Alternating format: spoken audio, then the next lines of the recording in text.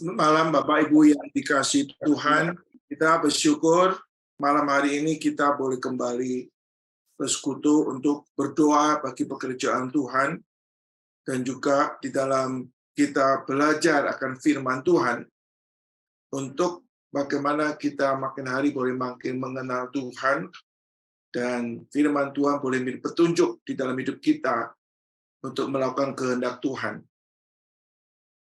Saudara, malam hari ini kita akan melanjutkan studi kita daripada kitab Keluaran pasal yang ke-11. Ini suatu pasal kembali bagaimana Yosua melakukan perjalanan di dalam menaklukkan tanah perjanjian, tanah Kanaan. Ya, sebelumnya sekali lagi kita akan masuk di dalam doa. Bapa di surga, kami bersyukur karena hari-hari yang kami lewati, Engkau berjanji akan menyertai kami dan memampukan kami untuk menghadapi segala kesulitan dan tantangan yang kami hadapi. Dan bersyukur kami tidak berjalan sendiri. Kami tidak tahu apa yang akan terjadi hari esok, tapi kami yakin bahwa Engkau akan beserta dengan kami. Biarlah kami boleh ditambahkan hati untuk percaya dan mengandalkan Tuhan. Sebentar kami kembali merenungkan firman Tuhan, mempelajari, menyelidiki kemauan kehadiran Tuhan, berkat Tuhan menyertai kami. Dalam nama Tuhan Yesus Kristus kami bersyukur dan berdoa. Amin. Saudara, perjalanan kehidupan kita sebagai orang-orang percaya, kita ini seperti musafir. Musafir di mana kita mengetahui bahwa rumah kita yang sebenarnya adalah bersama dengan Tuhan di surga.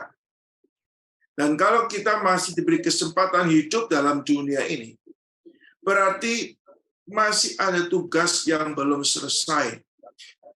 Masih ada rencana Tuhan yang akan digenapi dalam kehidupan kita. Sehingga perjalanan hidup kita adalah perjalanan di dalam meresponi panggilan Tuhan, atau di dalam bagaimana kita mentaati, melakukan kehendak Tuhan. Seperti itu, Bapa kami di surga, dikuduskanlah namamu, datanglah kerajaanmu, jadilah kehendakmu di bumi seperti di surga. Kita sudah memasuki awal tahun 2023. Dan kita akan menjalani kehidupan di dalam tahun 2023 dan tahun-tahun yang mendatang, di mana kita tidak tahu apa akan terjadi. Kita tidak akan tahu apa yang terjadi, tantangan apa, kesulitan apa yang kita hadapi. Dan kita sendiri juga belum tahu apa yang akan Tuhan kerjakan di dalam dan melalui hidup kita. Tapi saya percaya bahwa ada pekerjaan Tuhan yang Tuhan siapkan untuk kita lakukan. Dan berapa besar pekerjaan Tuhan yang kita akan hadapi, kita tidak tahu. Bertambah besar atau bertambah kecil. Kita juga nggak tahu cara Tuhan memakai kita untuk menggenapi rencananya. Kembali kalau kita melihat perjalanan kehidupan daripada Yosua dan orang-orang Israel. Yosua punya misi memasuki tanah Kanaan untuk menduduki tanah Kanaan. Dan Tuhan berjanji akan menyertai Yosua sehingga akan dimampukan untuk menaklukkan semua tanah Kanaan. Dan ini bukan berarti bahwa Yosua harus menjalankan dengan santai atau tanpa kerja keras. Memang ada janji Tuhan yang akan menyertai. Ada janji Tuhan yang memberikan jaminan kemenangan. Tapi Yosua dan orang-orang Israel harus berjuang keras, memeras tenaga, memeras akan pikiran bagaimana melakukan kehendak Tuhan. Di samping itu mereka perlu waspada dan berjaga-jaga supaya mereka tidak menyimpang dari jalan yang Tuhan telah tunjukkan kepada mereka. Dan sekarang kita masuki perjalanan Yosua di dalam menaklukkan tanah Kanaan. Nah, kita akan membaca hari ini saudara pasal ke-11 sebagai ayat pendahuluan. Kita akan membaca ayat 1 sampai dengan ayat yang ke-15.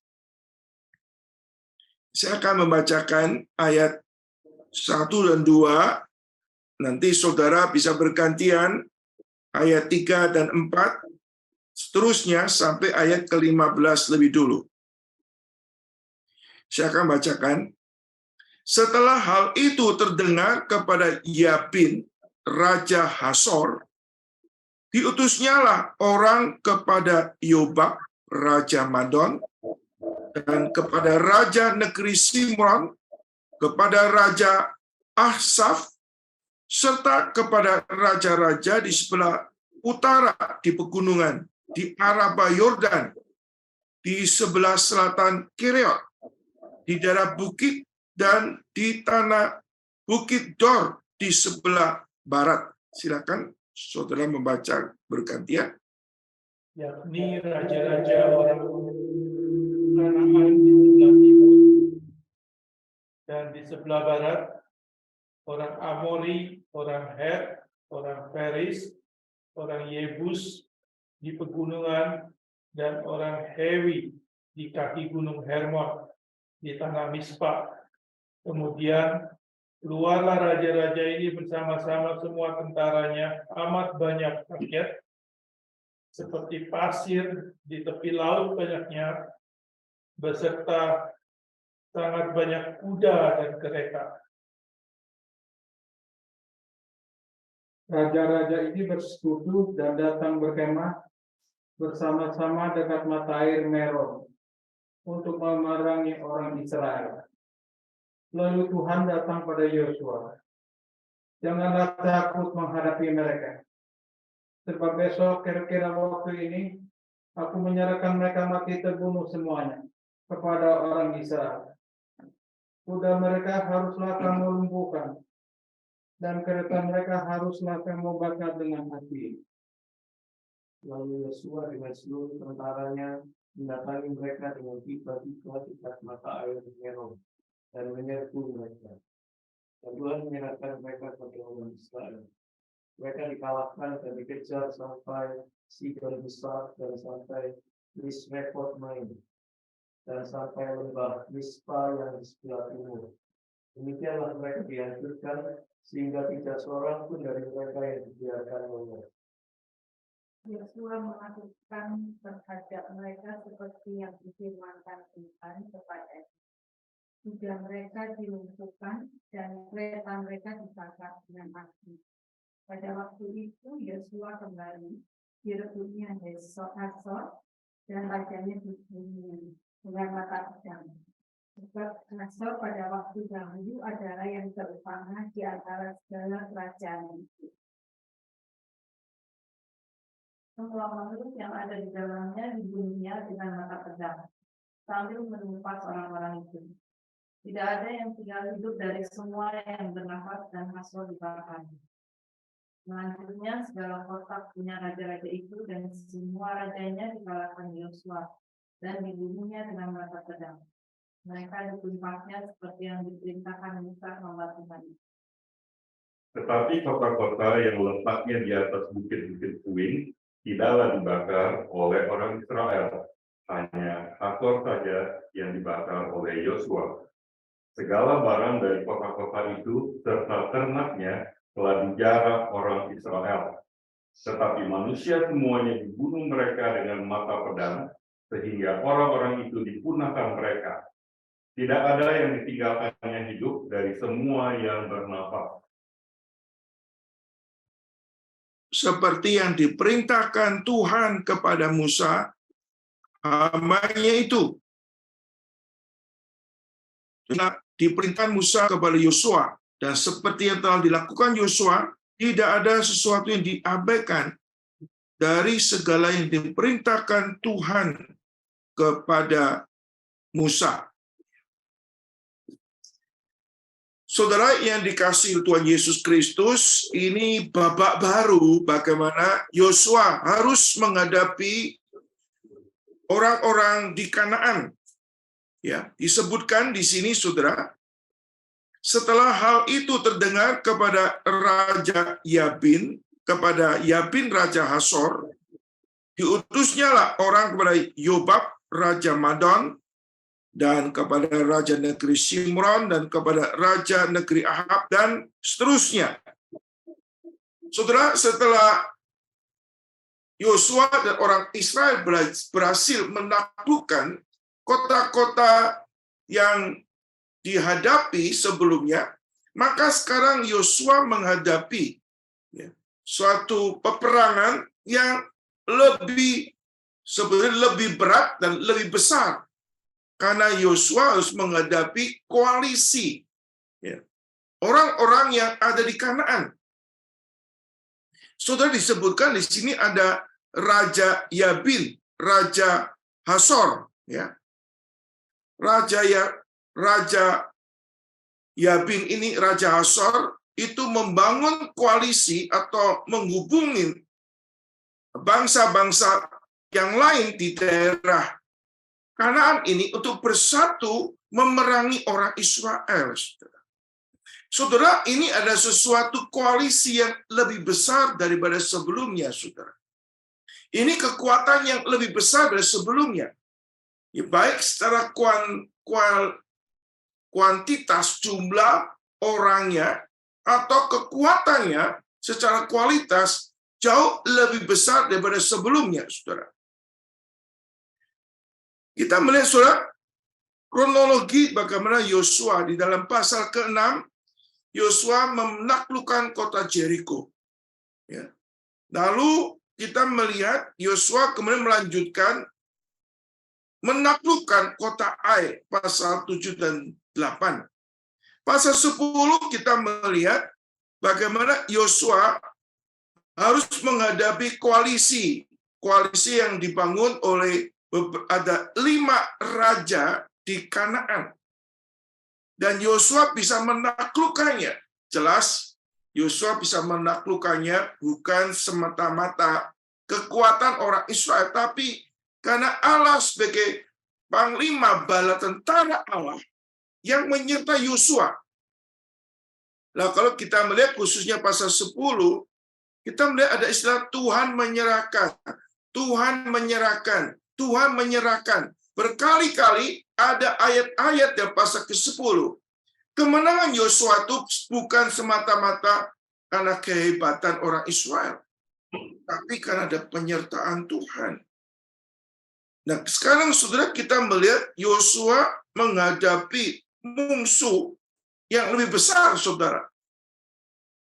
Saudara, kita melihat, saudara, di dalam proses Yosua menaklukkan orang-orang Kanaan. Ini suatu keadaan yang bagaimana Yosua harus menghadapi peperangan demi peperangan. Nah, saudara, kalau kita melihat bagian ini, saudara, ada kekuatan koalisi yang lebih besar. Saudara bisa bayangkan, kalau peperangan yang terjadi sebelum Yosua masuk, Yeriko, Ai, dan Kot 5 daerah sebelumnya bergabung seluruhnya berkoalisi, maka tidaklah mudah Yosua masuk tanah Kanaan. Sumpamanya, saudara, bagaimana Rusia harus menghadapi peperangan. Seluruh Eropa bersatu bersama dengan NATO. Itu tidak mudah untuk menghadapi situasi ini, saudara. Tapi kita melihat di dalam proses Allah memimpin peperangan secara progresif. Nggak langsung menghadapi suatu peperangan yang besar, tapi peperangan yang secara progresif. Di sini pasti ada campur tangan Tuhan. Ada kedaulatan Tuhan yang kita tidak lihat, saudara. Di mana ada proses, saudara. Orang-orang Israel dan Yosua tidak harus menghadapi secara langsung kesulitan yang besar atau tantangan yang besar, tapi ada kedaulatan Tuhan yang mengontrol di dalam peperangan ini, saudara. Saudara, dalam kehidupan kita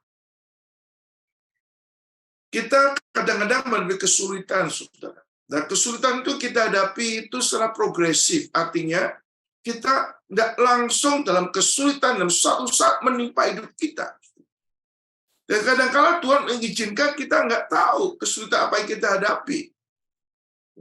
Ini adalah di dalam kontrol Tuhan, saudara. Saudara, kasih Tuhan Yesus Kristus, di dalam perjalanan hidup kita, kita pasti akan menghadapi kesulitan, tantangan di dalam melakukan kehendak Tuhan. Dan kadang di dalam tantangan itu, saudara, Tuhan memberi kekuatan cukup. Ya. Artinya tidak berlebihan, memberikan hikmat yang cukup menghadapi. Dan kita tidak tahu apa yang akan terjadi berikutnya. Di dalam bagian lain mengatakan, kesusahan sehari cukuplah untuk sehari. Ya. Kadang-kadang dunia dikhawatirkan ada resesi yang besar pada tahun ini. Ya. Sebagian orang takut dan khawatir menghadapi kesulitan yang lebih besar. Yosua di dalam proses dia tidak langsung melihat kesulitan yang besar, tapi setiap momen dalam hidup dia belajar untuk mengandalkan Tuhan. Dan ada campur tangan Tuhan yang menyertai Yosua untuk melewati kesulitan yang ada, saudara. Maka dalam hidup kita, saudara, walaupun banyak isu-isu kesulitan yang besar, kita nggak perlu khawatir. Karena apa? Semua di dalam kontrol Tuhan. Tuhan yang mengontrol segala sesuatu terjadi, termasuk ada bangsa-bangsa yang bangkit menyerang Yosua, itu juga di dalam kontrol Tuhan. Kita beritahu pada kita, saudara, pencobaan-pencobaan yang kamu alami adalah pencobaan biasa, yang tidak melebihi kekuatan manusia. Jikalau kamu dicobai, maka dia akan memberikan jalan keluar, sehingga engkau sanggup menanggungnya. Saudara, kita melihat Yosua harus menghadapi koalisi yang dibangun oleh Raja Hasor. Ini secara jumlah begitu banyak. Dan secara kemampuan mereka ada disebutkan ada kuda dan kereta. Ya, mungkin itu teknologi yang sudah mulai maju pada zaman itu. Ya, kuda Mesir, kereta Mesir itu terkenal dengan itu sebagai sesuatu alat perang yang canggih, boleh kata waktu itu, saudara. Nah, sekarang, saudara, Yosua dan orang Israel menghadapi kekuatan yang besar, bahkan disebutkan seperti pasir di laut. Disebutkan juga mereka dan kuda dan kereta. Berarti ini, saudara, menghadapi juga orang enak yang besar-besar, saudara. Berarti, saudara, Yosua menghadapi tantangan yang lebih besar. Yang lebih besar. Di sini, saudara, berarti Yosua lebih memerlukan kehadiran dan campur tangan Tuhan. Peperangan sebelumnya bisa dimenangkan karena Tuhan yang menyertai, Allah yang menyerahkan. Demikian sekarang, saudara, Yosua belajar mempercayakan hidupnya kepada Tuhan. Orang yang lebih banyak, kekuatan, skill, teknologi yang lebih maju harus dihadapi, saudara. Saudara, dalam perjalanan hidup kita, baik kita sebagai pribadi, atau kita yang punya perusahaan, atau kita dalam melayani Tuhan, kita pasti akan menghadapi tantangan, kesulitan, saudara. Dan kadang-kala tantangan atau tanggung jawab itu bisa lebih besar. Kesulitan bisa lebih complicated yang kita hadapi, saudara. Dan semua itu dalam kontrol Tuhan, kita kadang bisa khawatir, bisa takut. Demikian juga Yosua secara manusia, walaupun dia percaya janji Tuhan, tapi secara manusia bisa ada perasaan cemas dan takut menghadapi semuanya ini, saudara. Oleh sebab itu, saudara, Yosua perlu kekuatan daripada Tuhan. Dan di sini, saudara, waktu Yosua diperlihatkan, dia harus tantangan yang lebih besar, baik secara kualitas atau secara kuantitas. Di sini kita melihat Allah kembali menyatakan kehadirannya. Menyatakan jaminan akan kemenangannya. Kita melihat Allah berulang-ulang berfirman kepada Yosua. Saudara, ini adalah diperlukan kadang walaupun kita tahu firman Tuhan, kita percaya janji Tuhan, kadang-kadang iman kita tuh bisa lemah. Sehingga kita perlu mendapatkan kembali penyegaran-penyegaran rohani untuk meneguhkan iman kita. Sehingga Allah terus berfirman, kadang-kadang Tuhan juga memakai istilah-istilah yang sama. Karena kadang-kadang kita lupa. Kadang-kadang kita ini nggak ngeh apa yang dikatakan Tuhan. Sehingga di sini saudara, setelah dalam bagian ini, setelah firman Tuhan mengatakan bahwa Yosua menghadapi koalisi yang begitu besar, menghadapi orang-orang yang lebih hebat secara skill dalam perang atau peralatan perang, saudara. Lalu bagian berikutnya, saudara, kita melihat Allah menyatakan kehadirannya kepada Yosua. Lalu Tuhan berkata kepada Yosua, janganlah takut menghadapi mereka. Sebab besok, kira-kira waktu ini aku menyerahkan mereka mati terbunuh semuanya kepada orang Israel. Kuda mereka harus kamu lumpuhkan. Kereta mereka harus kamu bakar dengan api. Saudara, kita melihat, saudara, di dalam peperangan yang dilakukan oleh Yosua dan orang Israel, Tuhan menyatakan konfirmasinya, kehadirannya dan firman-Nya kepada Yosua.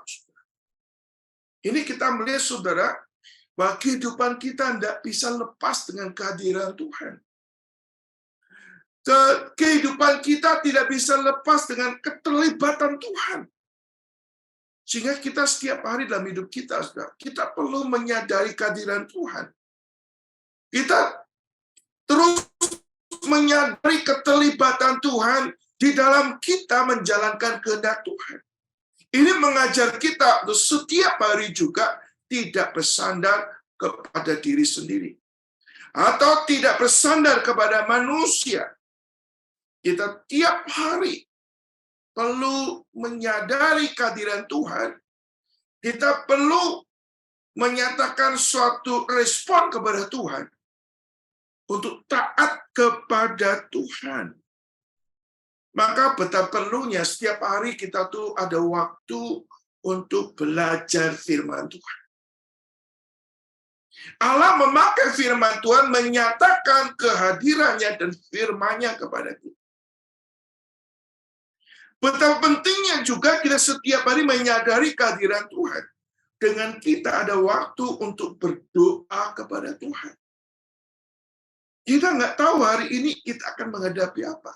Kesulitan apa.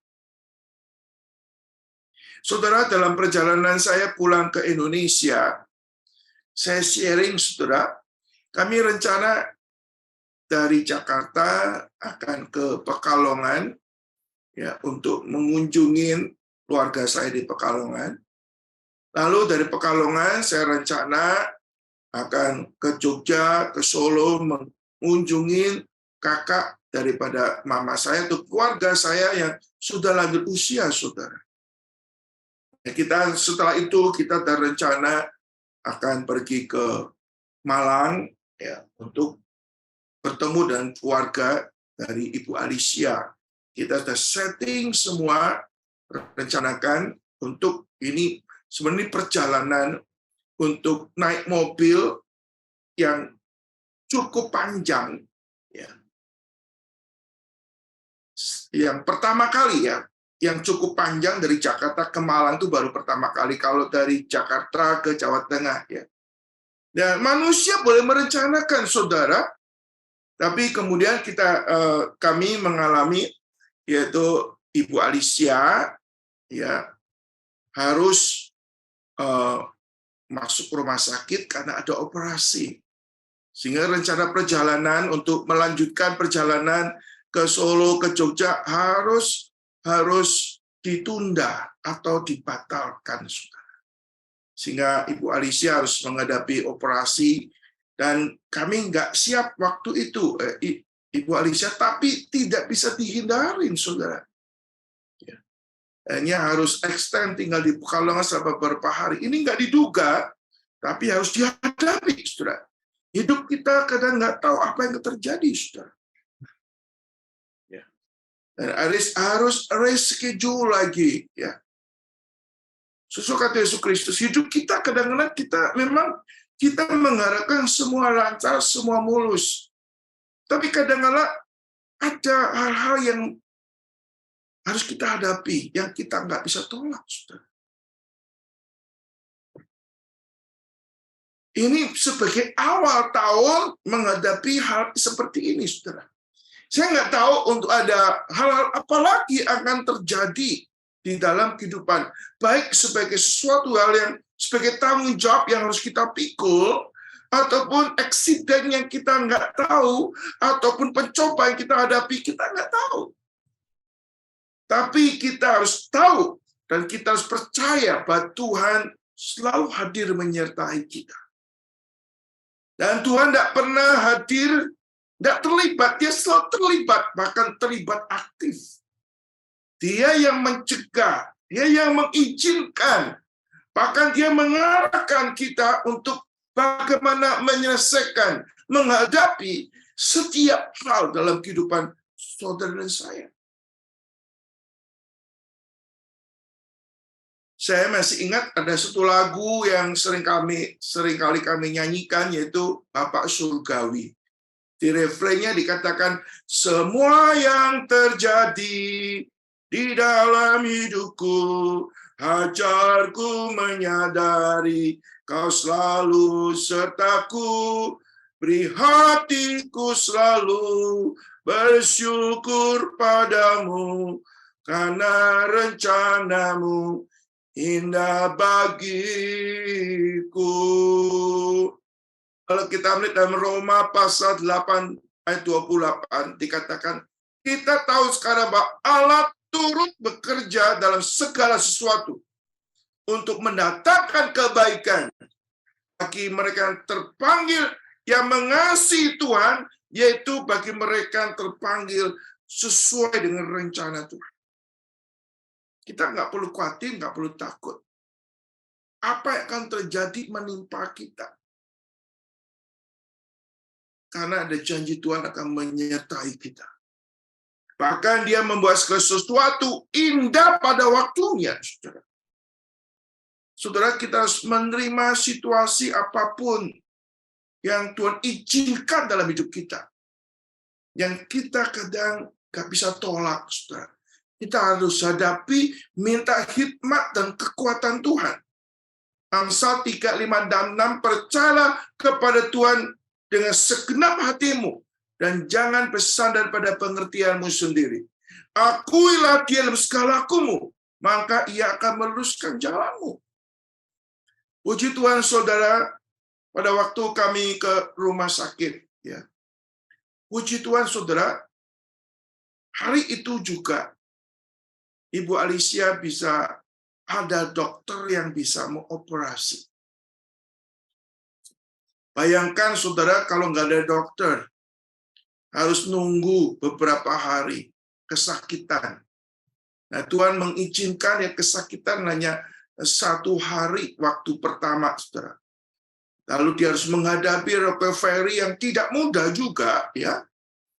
Tapi semua di dalam kontrol Tuhan. Tuhan bukannya membuka jalan sehingga kita lepas dari kesulitan, tapi ada cara Tuhan memberikan kekuatan untuk kita menghadapi kesulitan. Sehingga Alkitab katakan segala perkara dapat kutanggung di dalam Dia yang memberi kekuatan kepadaku. Saudara, Yosua menghadapi tantangan yang lebih besar. Koalisi yang lebih besar. Orang yang punya skill, punya peralatan perang yang lebih canggih. punya orang-orang secara kekuatan, orang enak, orang yang besar. Ada kereta, ada kuda. Yosua secara manusia, bangsa Israel secara manusia juga ada ketakutan, kegentaran. Tapi Yosua melihat kesetiaan Tuhan yang sudah teruji. Dia dengan sepenuh hati mentaati kehendak Tuhan. Dengan sepenuh hati mempercayakan diri kepada Tuhan untuk menghadapi peperangan itu. Hidup ada suatu peperangan rohani. Kita bukan mengandalkan kekuatan manusia, bukan mengandalkan bijaksana manusia, belajar mengandalkan bijaksana kekuatan daripada Tuhan. Tuhan berkatakan, jangan takut menghadapi mereka, karena mereka telah kuserahkan untuk ditaklukkan oleh engkau, Yosua. Di saat itu Tuhan mengatakan, engkau harus lumpuhkan kudanya. Engkau harus bakar keretanya. Saudara, sebetulnya kuda dan kereta itu kan bisa dipakai oleh orang Israel untuk peperangan selanjutnya. Harusnya Yosua memakai teknologi yang lebih maju di dalam peperangan ini. Sayang kalau kudanya itu dilumpuhkan. Sayang kalau keretanya itu dihancurkan atau dibakar. Bisa dipakai. Tapi Tuhan katakan, lumpuhkan kudanya. Bakar keretanya. Ini mengajarkan kepada Yosua untuk tidak mengandalkan kekuatan bijaksana manusia. Supaya Yosua dan orang Israel belajar untuk rendah hati, hanya mengandalkan Tuhan saja. Jangan mengandalkan cara-cara orang kafir. Belajar mengandalkan caranya Tuhan. Dan nanti saudara kita melihat, raja-raja Israel juga diperintahkan supaya mereka jangan memelihara kuda. Kuda melambangkan kekuatan manusia. Cara manusia. Cara yang dipakai oleh orang yang tidak mengenal Tuhan. Tuhan tidak mau Yosua dan orang Israel mengandalkan kekuatan manusia atau dengan cara manusia untuk menghadapi masalah, tantangan dalam kehidupannya. Saudara, kita melihat, coba supaya saudara bisa sedikit mendapat wawasan. Kita melihat dalam Ulangan 17 ayat ke-16. Ulangan 17 ayat 16, di sini katakan, hanya janganlah ia memelihara banyak kuda, dan janganlah ia mengembalikan bangsa ini ke Mesir untuk mendapatkan banyak kuda, sebab Tuhan telah berfirman kepadamu, jangan sekali-kali kamu kembali melalui jalan ini. Ini adalah perintah Tuhan kepada raja-raja. Orang Israel, mereka jangan memelihara kuda atau jangan menggunakan kuda di dalam peperangan mereka. Mereka dengan rendah hati terus mengandalkan Tuhan. Ini saudara, dua bagian firman Tuhan ini mengandung suatu janji sekaligus perintah atau menjadi sesuatu cara Tuhan. Mereka harus mengikuti cara Tuhan. Janji Tuhan akan menyatakan kehadiran dan keterlibatannya dan juga perintah Tuhan supaya mereka membasmi orang-orang ada di Kanaan, termasuk kereta dan kudanya. Ayat ke-7 katakan, lalu Yosua dan seluruh tentaranya mendatangi mereka dengan tiba-tiba dekat mata air Merom dan menyerbu mereka, dan Tuhan menyerahkan mereka kepada orang Israel. Mereka dikalahkan, dikejar sampai Sidon besar, sampai ke Misrefot Maim, sampai ke lembah Mispa di sebelah timur, Dengan demikian mereka dihancurkan sehingga tidak seorang pun dari mereka yang dibiarkan lolos. Yosua, ini catatan penting sekali. Yosua melakukan terhadap mereka seperti yang difirmankan Tuhan kepadanya. Kuda mereka dilumpuhkan dan kereta mereka dibakar dengan api. Saudara, di sini kita melihat Yosua waktu dengar firman Tuhan, dia segera melakukan peperangan. Dia percaya janji Tuhan akan menyerahkan. Dia bukannya sekedar iman saja, tapi iman disertai dengan perbuatan. Dia segera melakukan peperangan, tidak menunda lagi.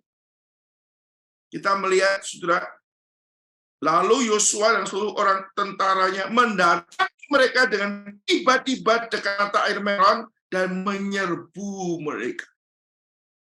Saudara, dalam kehidupan kita kadang-kala kita ini kurang responsif terhadap firman. Ya. Ada orang dengan firman tapi mengabaikan, masuk kiri, keluar kanan. Kita nggak menyimpan di dalam hati, tidak melakukan dalam hidup. Firman Tuhan itu hanya lewat saja, tidak dilakukan. Atau menunda melakukan.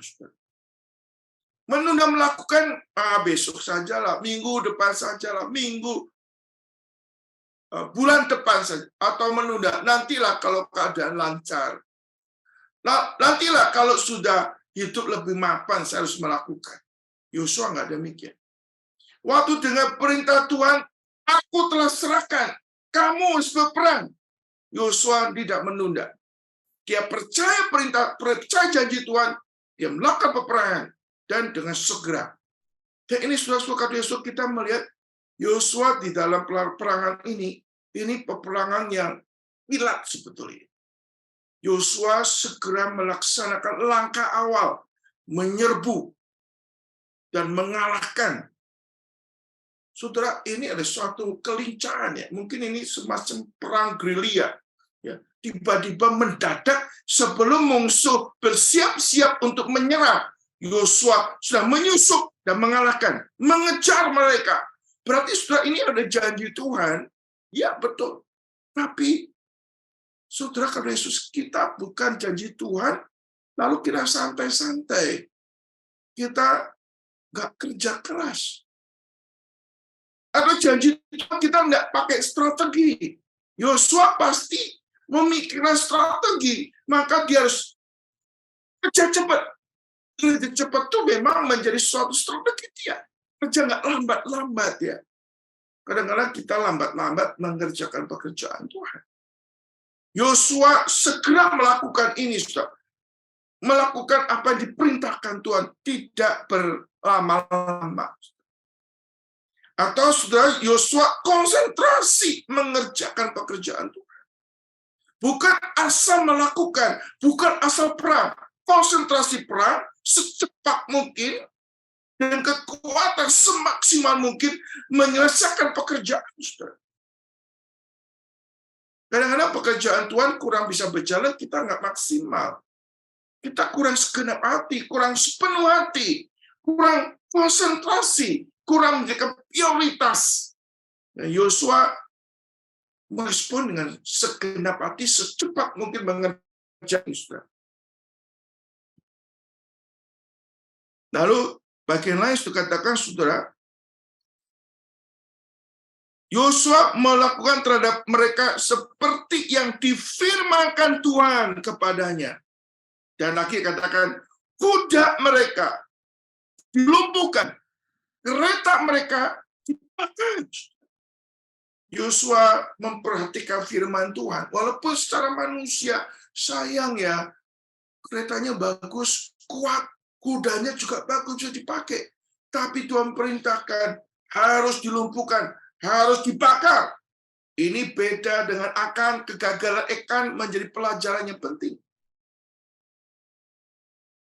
Yang berharga, yang penting disimpan. Harusnya Tuhan mau dimusnahkan, tapi disimpan. Yosua di dalam melayani Tuhan bukan menjadi orang oportunis.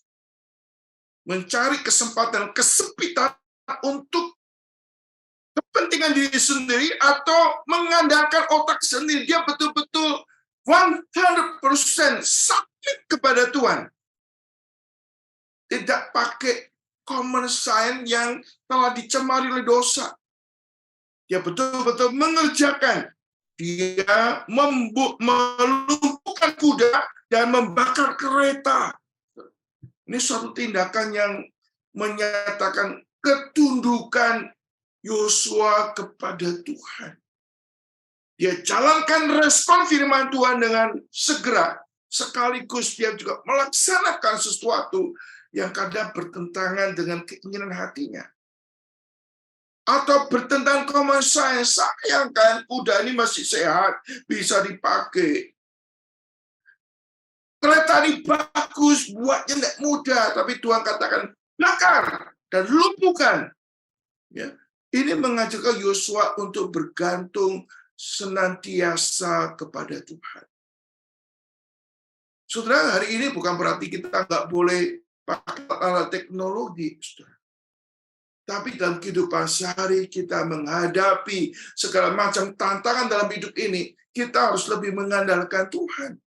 Dari semua cara-cara atau teknologi yang telah maju, saudara.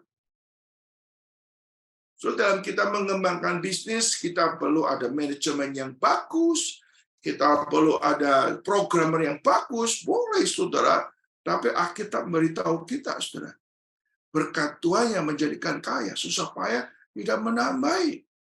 Jangan kita sombong waktu kita berhasil karena kita mungkin sudah punya skill di dalam komputer, kita bisa punya manajemen yang bagus, lalu kita sombong. Kita lupa bahwa segala sumber itu Tuhan yang membuat kita boleh berada, kita bekerja, kita berhasil semata-mata anugerah Tuhan.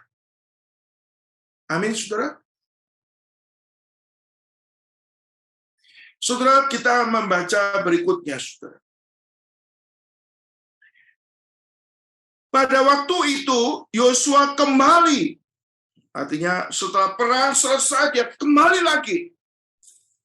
Direbutnya Hasor, raja dan raja dibunuh dengan mata pedang.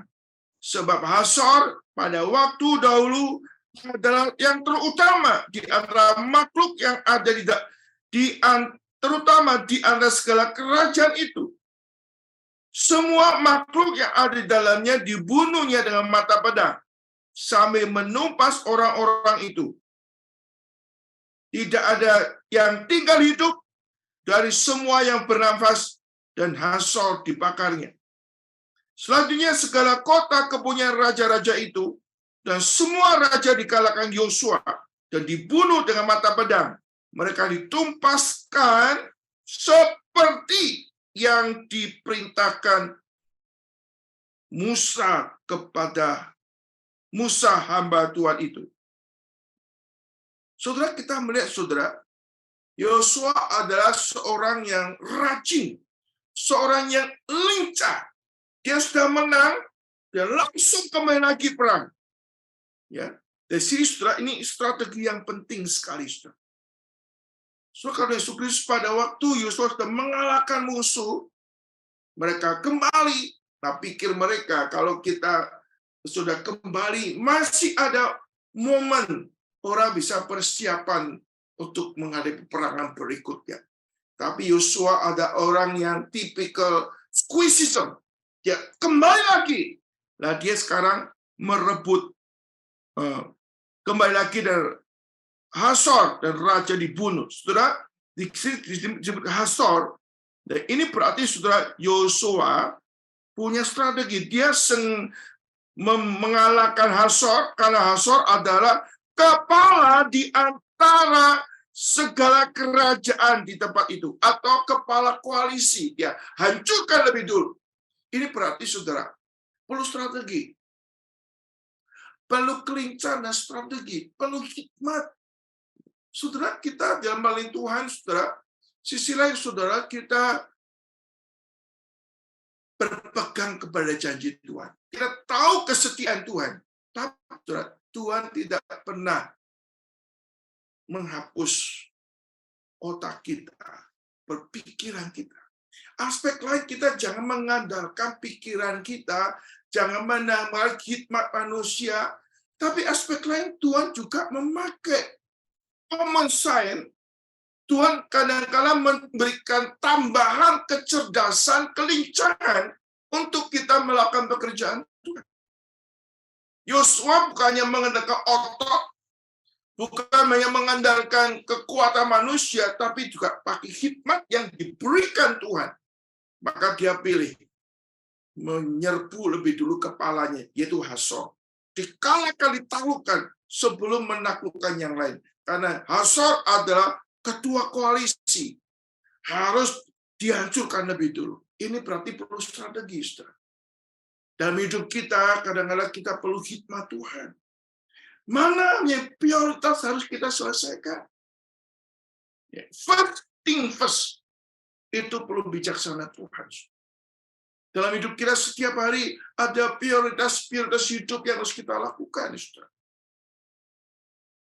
Saya berjalan di dalam waktu beberapa minggu, saya setiap hari juga pikirkan banyak tugas yang harus saya selesaikan. Saudara. Tapi mana yang prioritas? Saudara? Ini sambil berjalan, saya melayani, saya berjalan, saya harus terus berinteraksi di dalam keperluan memikirkan pekerjaan Tuhan. Ya. Saya pergi ke beberapa kota, sebetulnya saya tidak expose, saya mau pergi kemana, saudara. Saya hanya merencanakan satu lain demi satu lain. Tapi begitu saya tahu di satu tempat, mau ke tempat, sudah begitu tahu di kota itu semua beberapa teman ya, banyak yang ingin bertemu, ingin rapat ya. Salah satunya saya juga ada reuni di kota Pekalongan, saudara. Reuni yang mendadak, tapi yang datang hampir lebih dari 70 orang. 70 orang datang dan kemudian saya boleh bersaksi menceritakan pekerjaan Tuhan. Dan itu boleh kata saya merasakan kehadiran Tuhan, berkat Tuhan, dan teman-teman surprise. Ini dulu Kokhan ini modelnya medut, modelnya kok sekarang bisa menjadi hamba Tuhan. Ini suatu pekerjaan Tuhan yang besar. Ya. Saya waktu ke Solo juga ada teman-teman muncul di situ, ikut kebaktian, teman-teman sekolah pada zaman SMP, SMA, nggak terduga muncul. Saudara kata Yesus Kristus, dan ke depan bagaimana Tuhan pimpin satu langkah demi satu langkah. Tuhan, saya minta bijaksana Tuhan. Senantiasa setiap langkah. Kalau katakan lagu, tiap langkahku diatur oleh Tuhan, dan tangan kasih-Nya memimpinku, dan seterusnya. Saudara. Kita perlu tiap hari menyadari kehadiran Tuhan, minta petunjuk Tuhan, dan mengandalkan Tuhan. Yosua boleh mengalami hal ini, saudara. Dia mengalahkan Raja Hasor, kepala kerajaan di Kanaan, dengan pertolongan daripada Tuhan. Saya lanjutkan. Tetapi kota-kota letaknya di atas bukit-bukit, puing, tidak dibakar oleh orang Israel. Hanya Hasor saja yang dibakar oleh Yosua. Segala barang dari kota-kota itu serta ternaknya telah dijara orang Israel. Kali ini Tuhan mengizinkan menjara harta milik. Hanya orang dibunuh. Tetapi manusia semuanya dibunuh oleh mereka dengan mata pedang. Orang-orang itu dipunahkan mereka. Tidak ada yang ditinggalkan hidup dari semua yang bernafas. Seperti yang diperintahkan Tuhan kepada Musa hambanya itu, demikian diperintahkan Musa kepada Yosua. Seperti yang dilakukan Yosua, tidak ada sesuatu diabaikan dari sekali diperintahkan Tuhan kepada Musa. Saudara, katakan yang indah sekali, saudara. Seperti yang diperintahkan Tuhan. Saudara, hidup kita ada hidup bagaimana kita melakukan kehendak Tuhan. Kita perlu konsentrasi mengingat firman Tuhan, menjadikan firman Tuhan pelita di dalam hidup kita, terang di dalam jalan kita. Kita sebisa mungkin hidup sesuai dengan firman Tuhan. Tiap langkah kita dipimpin oleh Tuhan.